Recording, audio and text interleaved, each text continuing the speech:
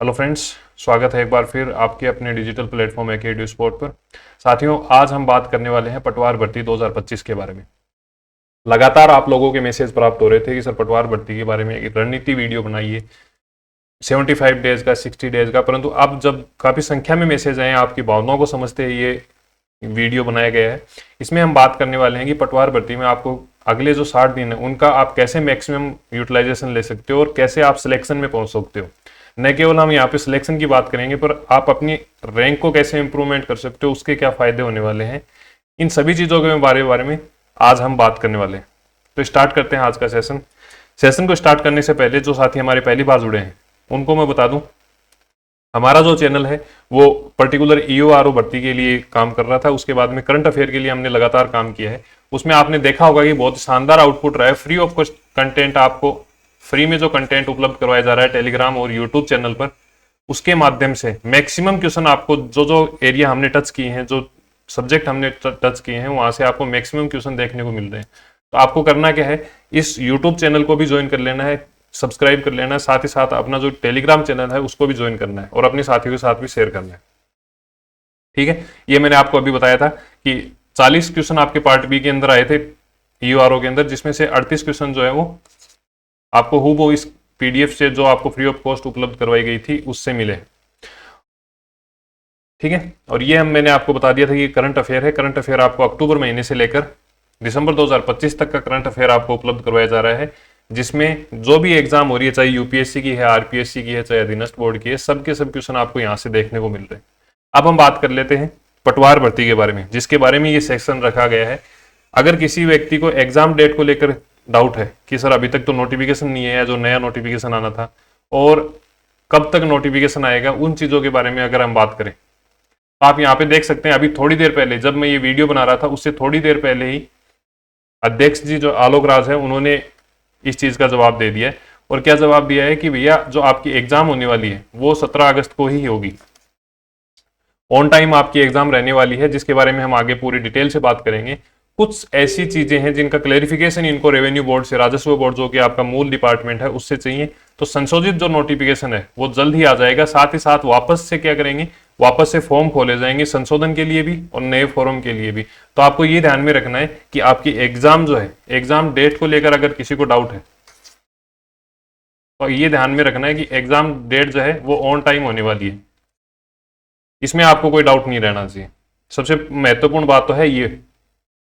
फिर हम बात कर लेते हैं कि अधीनस्थ बोर्ड ने जब ये नोटिफिकेशन जारी किया था तब 2020 पदों पर, मतलब 1733 पद तो जो नॉन TSP वाला एरिया है उसके लिए, और 287 पद TSP जो ट्राइबल एरिया है उसके लिए पोस्ट जारी की गई थी, जिसमें 6.43 लाख फॉर्म भरे गए थे। एक्चुअल में जो कंपटीशन है वो भी आपको पता होना चाहिए। तो 6.43 लाख फॉर्म जो है वो भरे गए थे। आप अगर प्रत्येक सीट पे देखो, प्रत्येक सीट पे अगर प्रतियोगिता देखोगी भाई कितने लोगों का कंपटीशन है, तो आपको ध्यान में रखना है लगभग 319 लोग एक पोस्ट पर हैं वर्तमान स्थिति के अनुसार, अगर ये पोस्ट 2020 है तो। बाकी आप सभी को पता है कि इन पदों के अंदर बढ़ोतरी होने वाली है और ये पद जो है वो बढ़कर 4000 होने वाले हैं, लगभग 4000 पद जो है वो होने वाले हैं। वैकेंसी की अगर हम बात करें तो इससे पहले अगर हम 2021-22 के अंदर आपको ये वैकेंसी जो है वो देखने को मिली थी। ठीक है, इसके बाद में अब 2025 के अंदर ये वैकेंसी आई है, तो लगभग 4 साल का गैप वापस से रहा है। ये चीजें मैं इसलिए बता रहा हूं, आपको बेसिक भर्ती का पता होना चाहिए कि अगर आप इस बार चूक जाते हो तो फिर ये मान के चलिए कि अगली बार जो आपको मौका मिलेगा वो 3 से 4 साल बाद में ही मिलेगा। पटवार भर्ती की स्पेशली हम बात कर रहे हैं, और पटवार भर्ती को जो भी व्यक्ति छोटा समझ रहा है उसको ये गलतफहमी अपने दिमाग से निकाल देनी है, क्योंकि आप पटवार की तैयारी नहीं कर रहे हो, आप तहसीलदारी की तैयारी कर रहे हो, आप RTS की तैयारी कर रहे हो। जो लोग प्री में पास होते हैं, मेंस में पास होते हैं, और उसके बाद में जब इंटरव्यू में क्लियर हो जाते हैं और अच्छी खासी रैंक आ जाती है, उसके बाद में उनको जो है वो तहसीलदार का कैडर मिलता है, तहसीलदार की पोस्ट मिलती है। और आप लोग जो है वो किस तरीके से तहसीलदार बन सकते हो इस पटवारी के माध्यम से, वो सब चीजें हम बात करने वाले हैं। और क्यों महत्वपूर्ण हो जाता है आपके लिए ज्यादा पढ़ना, वीडियो आपको अंत तक देखना है। काफी कुछ चीजें जो है वो आपको नई सीखने को मिलेंगी।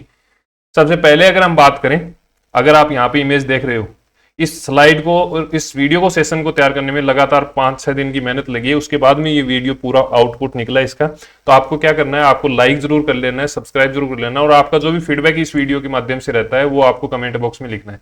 यहाँ पर आपको लिखा हुआ दिख रहा होगा कि टाइम इज मनी, मतलब समय जो है वही धन है। धन कैसे है? जो आप समय यहाँ पे लगा रहे हो, आपने पहले सीटी की एग्जाम दी है, उसके बाद में आपने पटवार की तैयारी की है और पटवार की लगातार तैयारी कर रहे हो। एक बार जब एग्जाम ऑलमोस्ट फाइनल हो गई थी, उसके बाद में अब अगस्त के अंदर वापस से प्रस्तावित हुई है।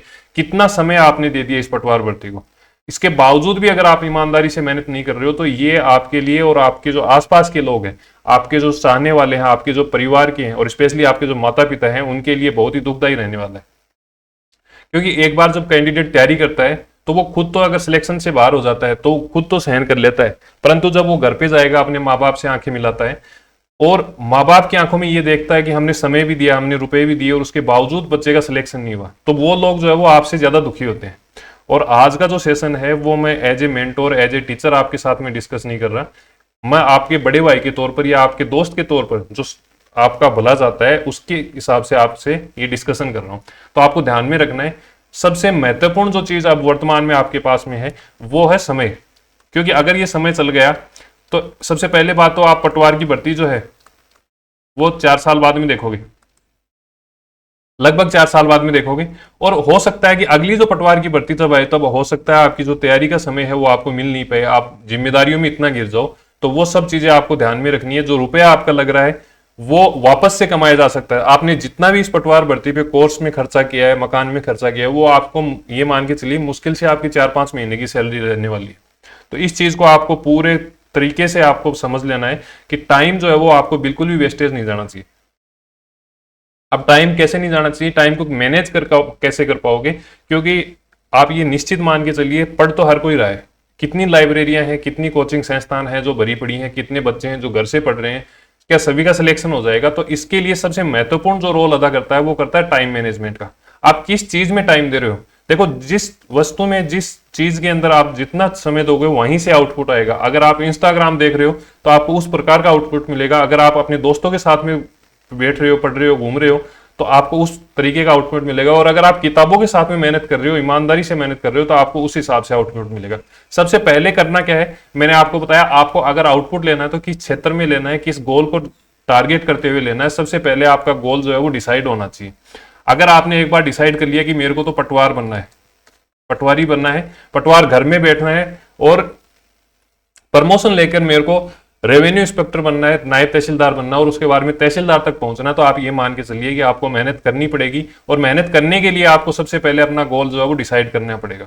न केवल गोल डिसाइड करना है, सेकंड स्टेप जो आपको आ जाती है वो है आपको टारगेट के लिए अपने टास्क जो है आपको किस तरीके से, आपने ये तो डिसाइड कर लिया कि मेरे को जयपुर जाना है, ठीक है, हम उदाहरण लेके चल रहे हैं कि मेरे को जयपुर जाना है, तो जयपुर वाला तो मैंने डिसाइड कर लिया किस रास्ते से जाना है और किस शॉर्टेस्ट रास्ते से जाना है कि जहां मेरा टोल भी कम लगे और जल्दी से जल्दी पहुंच जाऊं, आसानी से पहुंच जाऊं।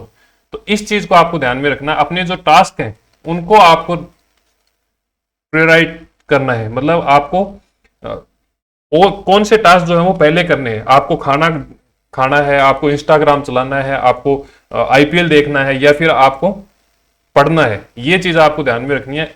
एक समय एक आता है जैसे आपको खेलना जो है वो ठीक रहेगा आपके लिए, मोबाइल देखना ठीक रहेगा, वेब सीरीज आपके लिए ठीक रहेंगी, परंतु उस चीज के लिए आपको अभी से मेहनत करनी होगी। जब आप एक बार जॉब लग जाते हो आपको कोई कुछ नहीं पूछेगा कि आप कहाँ पे हो, खेल रहे हो या फिर टाइम पास कर रहे हो। तो आपको वो समय देखने के लिए अब वर्तमान में मेहनत करनी है और वर्तमान में आपकी जो प्रायोरिटी है वो केवल और केवल पढ़ाई होनी चाहिए। आने वाले 60 दिन के अंदर आपको जितना खुद को झोंका जा सके उतना झोंक कर आपको पढ़ाई करनी है। डिस्ट्रक्शन से आपको बाहर निकलना है। मैंने अभी आपको बताया कि आपको ये पहचान होनी चाहिए कि आपके लिए कौन सी चीजें जो है वो डिस्ट्रक्शन के रूप में काम कर रही है और कौन सी चीजें आपके लिए भलाई के रूप में काम कर रही है। अब अगर आप 2 महीने की तैयारी करते हो, 2 महीने में अगर ईमानदारी से मेहनत करते हो, तो आप ये मान के चलिए आने वाली जो 60 साल है वो आप पेमेंट उठाओगे। मतलब 60 दिन की मेहनत से आप जो 60 साल तक की उम्र तक आपको सैलरी मिलने वाली है, अच्छी खासी सैलरी मिलने वाली है, आपकी रेपुटेशन होगी, सामाजिक स्तर जो है आपका उठेगा और भविष्य में जितनी भी आपके जो काम है वो आसानी से हो जाएंगे, ठीक है। और अगर आप इसी 60 दिन के अंदर वापस से लापरवाही करते हो तो ये मान के चलना कि कि आपको जो है वो आगे वापस तैयारी करनी पड़ेगी, वापस आपको कोचिंग संस्थान में जाकर कोर्स खरीदने पड़ेंगे, या फिर आपको पढ़ाई से ज्यादा हार्ड काम करना पड़ेगा। और ये मान के चलिए कि पढ़ाई से इजी कोई काम नहीं है। आप इतनी गर्मी के अंदर अगर आप सड़क पे एक बार निकल भी जाते हो तो आप कितना परेशान हो जाते हो। अब एक बार सोच के देखो कि आपको पूरे दिन सड़क पे घूमना पड़े तो इन चीजों को आपको दिमाग में रखना है। अपनी टाइम लिमिट को जो है वो बाउंड करके रखना है। जो आप टारगेट फिक्स करते हो, जो आप टास्क फिक्स करते हो मंथली, डेली या वीकली, उनको आपको टाइम लिमिट में रखना है, ठीक है। और सबसे महत्वपूर्ण बात, जब इस उम्र के अंदर आप पड़ाव में हो तो आपको नो मतलब नहीं कहना आना चाहिए। नहीं कैसे? आपका दोस्त आ गया कमर पे और कह रहा है कि चाय की थड़ी पे चलते हैं, तो आपको पता होना चाहिए कि आपकी कितनी टाइम के अंदर आपको चाय पीना है, कितने टाइम में आपको ना जो भी डेली रूटीन के काम करने हैं, कितने टाइम आपको जो अगर कोई भी XYZ कोई भी काम करते हो उसको कितने टाइम पीरियड में फिनिश करना है, और किन किन लोगों को मना करना है। आप अपने दोस्तों को मना कर सकते हो, अपनी जो महिला मित्र है उनको भी आप मना कर सकते हो। आप ये निश्चित रूप से मान के चलिए, ये जो दोस्त हैं, ये महिला मित्र हैं, ये सब आपके सिलेक्शन के बाद में आपसे ज्यादा नजदीक हो जाएंगे। आप क्या चाहते हो कि भाई आपके दोस्त तो अपना स्टेटस लगाएं सिलेक्शन का और आप उन स्टेटस को देखो। क्या आप ये चाहते हैं, या फिर आप ये चाहते हैं कि भाई मैं सिलेक्शन लूं और लोग मेरा स्टेटस लगाएं? आपका दोस्त जो आप नाराज हो सकता है, आप एक बार मना कर दो तो। और अगर आपका सही में दोस्त है, अगर आपका सच्चा दोस्त है, तो वो आपको मना करने से समझ पाएगा कि किस स्थिति के अंदर आप उसको मना कर रहे हो। तो ये सब चीजें आपको ध्यान में रखनी है। अगर एक बार सिलेक्शन हो गया तो जो आपकी जो भी महिला मित्र हैं उनका भी आप शादी भी कर सकते हो, प्रस्ताव भी रख सकते हो, परंतु अगर सिलेक्शन नहीं हुआ तो वो किसी दूसरे सिलेक्टेड कैंडिडेट के साथ में चली जाएंगी। तो आपको इन चीजों को दिमाग में रखना है। टाइम मैनेजमेंट के बारे में हमने बात कर ली है। अब हम बात करते हैं कौन सी एक सिलेक्शन की नीति है जिसके माध्यम से आप जो है वो मतलब पूरे तरीके से अवेयर हो सकते हो। एक टेक्निक मैंने आपको टेलीग्राम में भी उसके बारे में पोस्ट किया था कि reverse calendar technique. Reverse calendar technique क्या होती है? इसमें आपको एक कैलेंडर जो है वो या फिर दिन जो है वो एक टेबल बना लेनी होती है, और उसके बाद में आपको वो दिन काटने हैं। दिन कैसे काटने हैं कि आज का मेरा टास्क कंप्लीट हो गया है, आज मैंने ये टास्क रखे थे और उन टास्क को मैंने कंप्लीट कर लिया, ये मेरा पेंडिंग में रह गया। तो इस प्रकार से आपको आने वाले दिनों की पूरी एक टेबल बना लेनी है। ये काम हमने आपका आसान किया है। टेलीग्राम में जब आप जाओगे तो आपको पटवार भर्ती के लिए और वीडियो भर्ती के लिए दोनों के काउंटडाउन मिल जाएंगे। अब इसका उपयोग कैसे करना है कि आपको जैसे मान लो आज 13 तारीख है, तो 13 तारीख को जैसे ही आप आज टास्क कंप्लीट कर लेते हो तो इसको आपको काट देना है। 64 डेज बचे। फिर क्या होगा, कल जब जून 14 हो जाएगी तो उसके बाद में आपको 63 दिन बचेंगे। तो प्रत्येक दिन आपकी स्टडी टेबल के सामने ये चिपका हुआ होना चाहिए और आपको ये याद दिलाता रहेगा, आपको ये मोटिवेट करता रहेगा। आपको कोई रील, कोई XYZ टीचर की वीडियो या रील नहीं देखनी पड़ेगी मोटिवेशन के लिए। ये लगातार आपको मोटिवेशन करता रहेगा। जब भी आप लापरवाही करोगे, जब भी आप टेबल छोड़ोगे वहां से, तो आपको ये बताएगा कि आपके पास में इतने ही दिन बचे हैं, आपके पास 45 दिन बचे हैं, आज 20 दिन बचे हैं, आपके पास 10 दिन बचे हैं और कल एग्जाम है। तो आप जो लापरवाही वाला जो ये दौर रहता है, जब आप देख लेते हो कि चलो ठीक है 1 घंटे में वापस आ जाएंगे, वो सब चीजें जो है वो आपके दिमाग में घुमाता रहेगा। तो आपको ध्यान में ये रखना है। इसका आप प्रिंट आउट लोगे और प्रिंट आउट लेकर अपनी जो स्टडी टेबल है उसके सामने इसको चिपका दोगे। और ऐसा किया भी है। कल जब हमने ये टेलीग्राम में पोस्ट किया कैलेंडर, तो उसके बाद में देखो मेरे पास में मैसेज आए कि बच्चे जो है वो इसका प्रिंट आउट ले रहे हैं और प्रिंट आउट लेकर अपनी स्टडी टेबल के सामने रख रहे हैं। तो ये चीज आपको ध्यान में रखनी है। जैसे आप टेलीग्राम पे जाओगे तो पटवार और वीडियो दोनों भर्तियों के लिए आपको जो है वो PDF के माध्यम से हमने उपलब्ध करा दिया। आपको ये मेहनत करने की आवश्यकता नहीं है, ठीक है। तो ये चीज सबसे पहले देखनी है। इससे होगा क्या कि आपको लगातार मोटिवेशन रखना होगा, ठीक है। अब हम बात कर लेते हैं पटवार भर्ती की। अगर आप तैयारी कर रहे हो तो आपको कौन सी चीजें जो है वो नहीं करनी चाहिए और कौन सी चीजें ऐसी हैं जो आपको करनी चाहिए। ये सब चीजें मैं अपने एक्सपीरियंस से बता रहा हूँ। लगातार 2020-21 से लेकर वर्तमान समय तक कोचिंग संस्थान के अलग अलग प्लेटफॉर्म्स के माध्यम से मैं जुड़ा रहा हूँ। हजारों बच्चे कनेक्टेड रहे हैं, उन्हीं का एक्सपीरियंस जो है वो मैं आपको बता रहा हूँ। सबसे पहले मैंने यहाँ पे लिखा है कि क्या चीजें ऐसी हैं जो आपको नहीं करनी चाहिए। तो इसमें अगर हम बात करें तो सबसे पहले आपको मोटिवेशन ज्यादा नहीं लेना है। मोटिवेशन क्यों नहीं लेना है? क्योंकि मोटिवेशन जो है वो 2 दिन 3 दिन 4 दिन के लिए काम करता है। आपको लगातार डिसिप्लिन रहना है। डिसिप्लिन किस लिए? अपनी पढ़ाई के लिए, अपने स्वास्थ्य के लिए। क्योंकि अगर एक बार अब वर्तमान में अगर आपका स्वास्थ्य बिगड़ जाता है तो आप ये मान के चलिए कि इसको रिकवर करने में आपको 5 से 10 दिन लग जाएंगे। तो आपको अच्छी डाइट रखनी है, डिसिप्लिन के साथ में पढ़ाई करनी है और आप ये मान के चलिए आपको टारगेट रहना चाहिए प्रत्येक दिन का आपका टारगेट रहना चाहिए। अगर आप किसी वीडियो कोर्स से भी पढ़ रहे हो तो आपको 8 घंटे की सेल्फ स्टडी करनी है। मतलब अगर आप वीडियो कोर्स से भी पढ़ रहे हो तो वो वीडियो कोर्स का टाइम जो है वो यहाँ पे काउंट नहीं करना है। जितना भी आपका सिलेबस है उसमें से कुछ भी छोड़ के नहीं जाना है। कई बार मैसेज आते हैं कि सर इंपॉर्टेंट जो टॉपिक है वो बता दो, साइंस में से इंपॉर्टेंट टॉपिक कौन से हैं या फिर मैथ में कौन से टॉपिक ऐसे हैं जिनको हम छोड़ के चले जाएं तो हमारा सिलेबस जल्दी हो जाएगा। तो ये सब चीज़ें आपको नहीं करनी है। सिलेबस में से कुछ छोड़कर जाना सबसे बड़ी मूर्खता है। कुछ भी छोड़ के नहीं जाना। हाँ, कम ज्यादा कर सकते हो कि भी साइंस है तो उसको कम पढ़ लिया, पर आपको ऐसा नहीं है कि भी साइंस को पूरा को ही छोड़ के जाना है। डीपली आप नहीं जाना चाहते तो मोटा मोटी आप पढ़ सकते हो, शॉर्ट नोट्स पढ़ सकते हो किसी भी प्लेटफॉर्म से उठाकर, परंतु आपको ये ध्यान में रखना है कुछ भी छोड़ के नहीं जाना है। कुछ भी छोड़कर अगर आप जाते हो तो खुद को बेवकूफ बना सकते हो, अधीनस्थ बोर्ड को आप बेवकूफ नहीं बना पाओगे। फिर आपको ध्यान में रखना है, मैंने आपको अभी बताया था थोड़ी देर पहले कि आपको टारगेट डिसाइड करने हैं। टारगेट कौन से, डेली के टारगेट भी करने हैं, मंथली भी करने हैं, कि किस तरीके से आप जो है इसको बाउंड करो। परंतु आपको ध्यान में रखना है टाइम बाउंड नहीं होना चाहिए। ऐसे नहीं होना चाहिए कि मेरे को 3 घंटे के अंदर अभी राजस्थान की जियोग्राफी करनी है। आपको टारगेट बेस लेने टाइम के बिना कि भी राजस्थान जियोग्राफी जो है वो मेरे को आज में कंप्लीट करनी है, हिंदी जो है वो आज में मेरे को कंप्लीट करनी है, या फिर ये संधि समास और उपसर्ग वाला जो टॉपिक है वो मेरे को आज कंप्लीट करना है। तो इस हिसाब से आपको ध्यान में रखना है। घंटे में आपको पढ़ाई नहीं बांधनी है और 8 घंटे की सेल्फ स्टडी जरूर करनी है।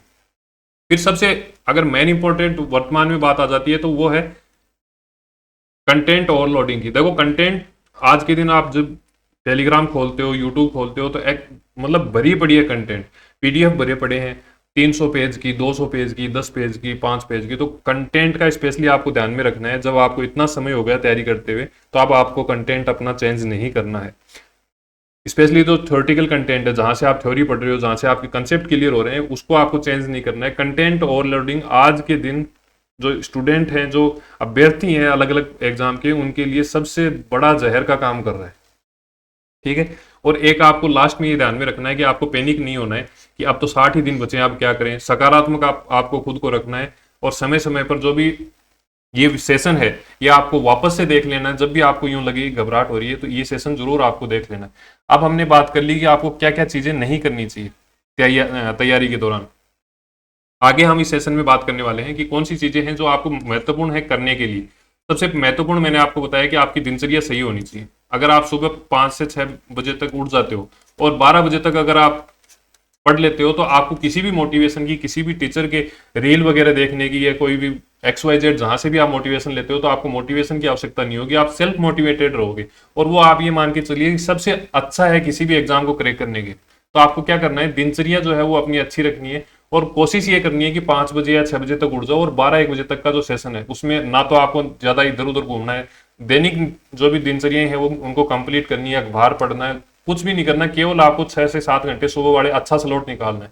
अगर वो स्लॉट आपका अच्छा निकल जाता है तो ये आप मान के चलिए कि जो आपका पूरा दिन है वो बहुत शानदार रहने वाला है। आप खुद ही मोटिवेटेड और अच्छा महसूस करोगे।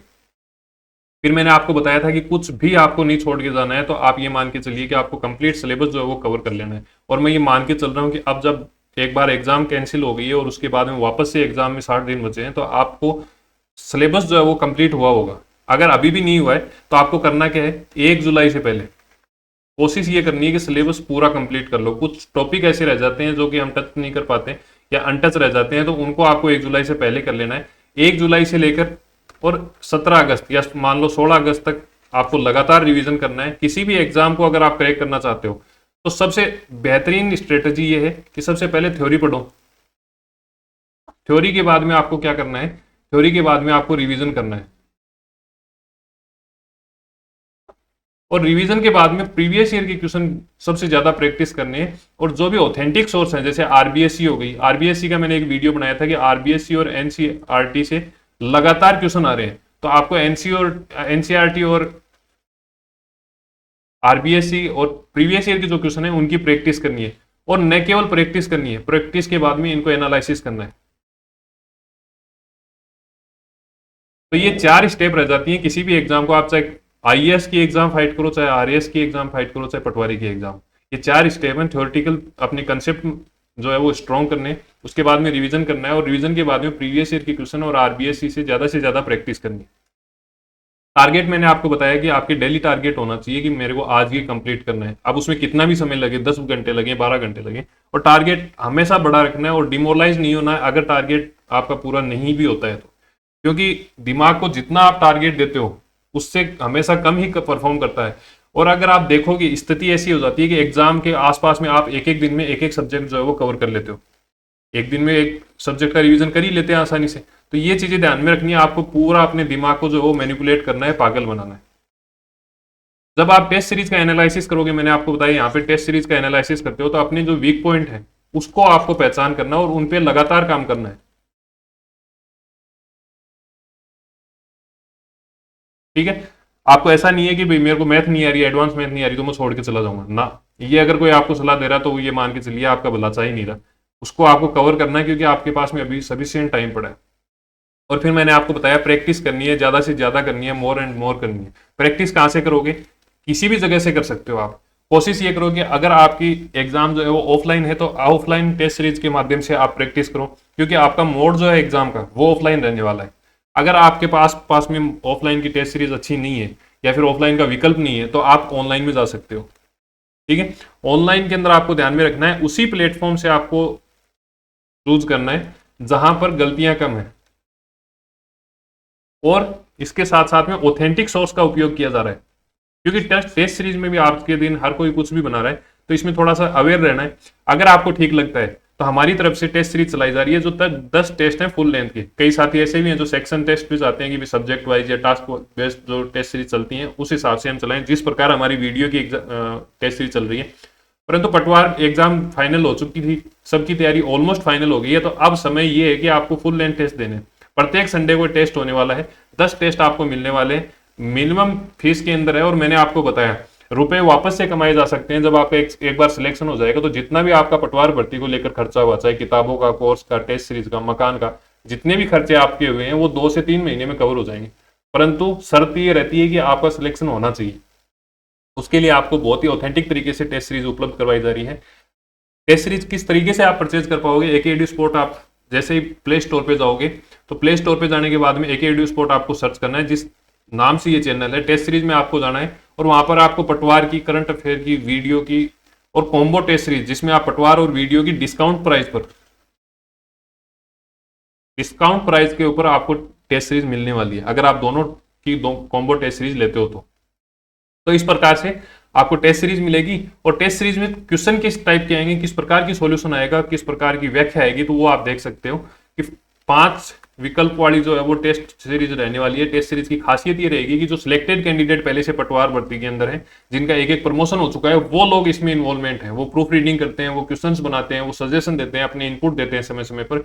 तो ये चीजें आपको ध्यान में रखनी है। जहां नए और पुराने जिलों की डिस्ट्रीब्यूशन रहता है कि भाई नया जिला में ये आएगा, पुराने में आएगा, वहां टेबल के माध्यम से, मैप के माध्यम से अलग अलग तरीके से आपको एक्सप्लेनेशन दी जाती है ताकि आपका कोई भी डाउट नहीं रहे।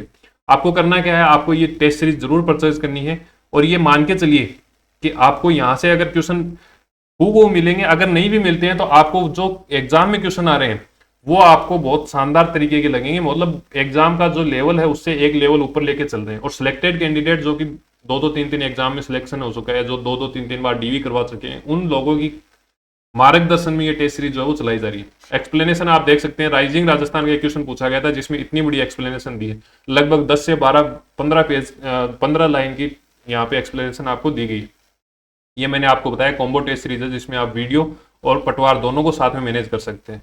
आपको क्या करना है, इस चैनल को सब्सक्राइब कर लेना है ताकि इस वीडियो के सप्लीमेंट्री वीडियो और आएंगे जिसमें आप पर्टिकुलर किसी सब्जेक्ट की अगर स्ट्रेटेजी पूछना चाहते हैं, कितने घंटे किस सब्जेक्ट को देने हैं, कौन से सब्जेक्ट महत्वपूर्ण हो जाते हैं, वो सब चीजें हम ध्यान में रखेंगे। और आपका टारगेट क्या रहने वाला है नई भर्ती के लिए, उस चीज के बारे में भी हम बात करेंगे। वीडियो भर्ती अगर आप पर्टिकुलर अलग से लेना चाहते हो तो ले सकते हैं। इसमें अनलिमिटेड अटेम्प्ट आपको मिलने वाले हैं। प्रीवियस ईयर के क्वेश्चन मैंने आपको बताया, प्रीवियस ईयर के क्वेश्चन और नए जो क्वेश्चन संभावित हैं जो आरबीएससी और एनसीईआरटी से पूछे जा सकते हैं, उन सभी का कॉम्बिनेशन आपको मिलने वाला है। अंत में आपको ये चीज कहूंगा कि आपको पॉजिटिव रहना है और अपनी तरफ से ईमानदारी से अच्छा प्रयास करना है, ठीक है। और जो होता है वो हो जाएगा, उसमें क्या है, डेस्टिनी जो लिखी हुई है वो होने वाली है। परंतु आप ये मान के चलिए चमत्कार के लिए भी आपके प्रयास होने जरूरी हैं। ठीक है, तो हम सभी एस्पेक्ट के बारे में बात कर चुके हैं कि कैसे आप 60 दिन के अंदर अपना मैक्सिमम आउटपुट ले सकते हैं और किस तरीके से आप सिलेक्शन ले सकते हैं। आपको ना केवल सिलेक्शन के लिए पढ़ना है बल्कि रैंक इंप्रूवमेंट के लिए भी पढ़ना है। जैसे मैंने टेस्ट सीरीज के अंदर ये यहाँ पे नाम दिया है कि पटवार की रैंकिंग सीरीज है, रैंक वाली सीरीज है। इसमें आपको ध्यान में रखना है, अगर आपकी रैंक अच्छी आती है, जो साथी आपके साथ में आज पटवार बन रहे हैं, अगर आपकी रैंक अच्छी आती है तो प्रमोशन से आप उन्हीं लोगों के, जो आपके साथी आपके साथ में हैं, जिनका सिलेक्शन आपके साथ में होगा इस भर्ती में, उनके सीनियर हो जाओगे। तो इतना फर्क आ जाता है। वो चीजें आपको यहीं से समझ के चलनी है। अच्छी रैंक आएगी तो आपको अच्छी लोकेशन मिलेगी, मनचाही जगह पर आपको पोस्टिंग मिलेगी। वो सब चीजें आपको अभी से दिमाग में रखना है। कल को ऐसा नहीं हो कि आपको कहीं घर से 500 किलोमीटर 400 किलोमीटर दूर पोस्टिंग मिल रही है, तो उस चीज के लिए भी आपको अभी से मेहनत करते हुए चलनी है। ठीक है, अंत में हम महात्मा गांधी जी के कोटेशन के साथ में इस सेशन को कंप्लीट करते हैं कि the future depends on what we do in the present. मतलब वर्तमान में हम क्या कर रहे हैं, वर्तमान में अगर हम मेहनत कर रहे हैं, वर्तमान में हम रील देख रहे हैं, दोस्तों के साथ में घूम रहे हैं, चाय की थड़ी पे समय निकाल रहे हैं, घर वाले जब मेहनत करके इतने रुपए देकर, इतना समय देकर हमें जयपुर में बैठा रखा है या XYZ किसी लोकेशन पे बैठा रखा है, लाइब्रेरी के रुपए दे रहे हैं, और आप उस समय का यूटिलाइजेशन कैसे कर रहे हैं, ये चीजें सब निर्धारित करेंगी कि आपका भविष्य क्या रहने वाला है। आप पटवार भर्ती में ज्वाइन करोगे या फिर आप वापस से तैयारी करोगे आगे वाले फोर्थ ग्रेड की एग्जाम है वहां पर। तो ये सब चीजें आपको दिमाग में रखनी है। टेलीग्राम, यूट्यूब और एप्लीकेशन, आपके तीनों के लिंक जो है वो डिस्क्रिप्शन में मिल जाएंगे। इसके अलावा कोई भी डाउट रहता है तो आप क्या कर सकते हो, आप इस नंबर पर 9468997282 इस पर आप व्हाट्सअप मुझे कर सकते हो। आपको यथाशीघ्र आपको रिप्लाई मिल जाएगा। आगे आने वाले समय में ऐसे ही सेशन के लिए आप हमारे से जुड़ सकते हो। मिलते हैं एक नए सेशन के साथ में, तब तक के लिए जय हिंद, जय भारत, धन्यवाद।